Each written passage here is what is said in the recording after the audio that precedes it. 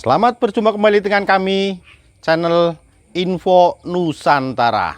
Dalam channel ini kami akan membagikan berita-berita seputar politik dan artis Indonesia. Semoga apa yang kami bagikan bisa bermanfaat untuk Anda semua. Salam NKRI harga mati. Survei Carta Politika dan Anies ngejet Nasdem sangat tertarik. Liputan6.com, Jakarta, lembaga survei Carta Politika baru saja merilis hasil surveinya tentang elektabilitas partai politik, parpol, jelang pemilihan umum, pemilu, 2024. Tercatat, elektabilitas Partai Nasdem mengalami tren penurunan yakni hanya memperoleh suara di angka 4,3%.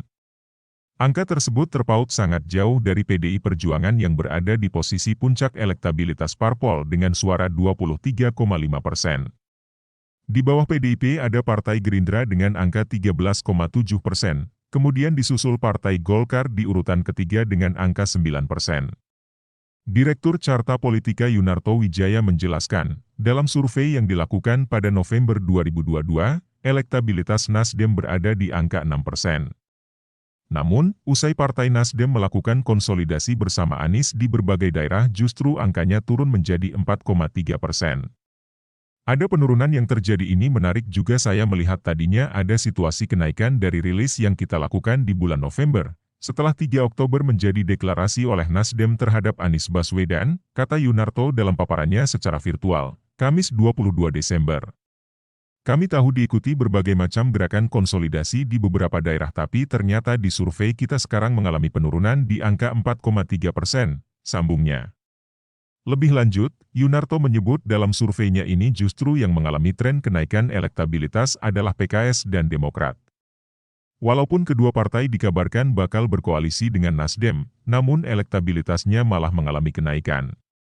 Jadi pertanyaan bahan diskusi kenapa mengalami penurunan dan menarik dan mengapa PKS dan Demokrat walaupun belum melakukan deklarasi dan belum melakukan konsolidasi dengan keliling-keliling dengan Anies Baswedan tetapi terus mengalami kenaikan, imbuhnya. Tentang survei Carta Politika.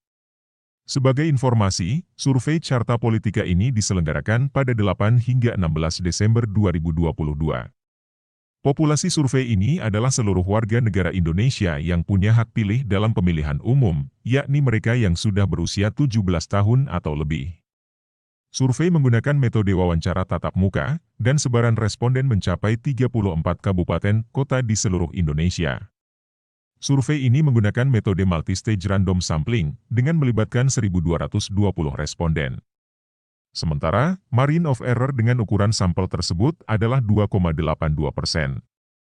Reporter, Alma Vihasari. Merdeka.com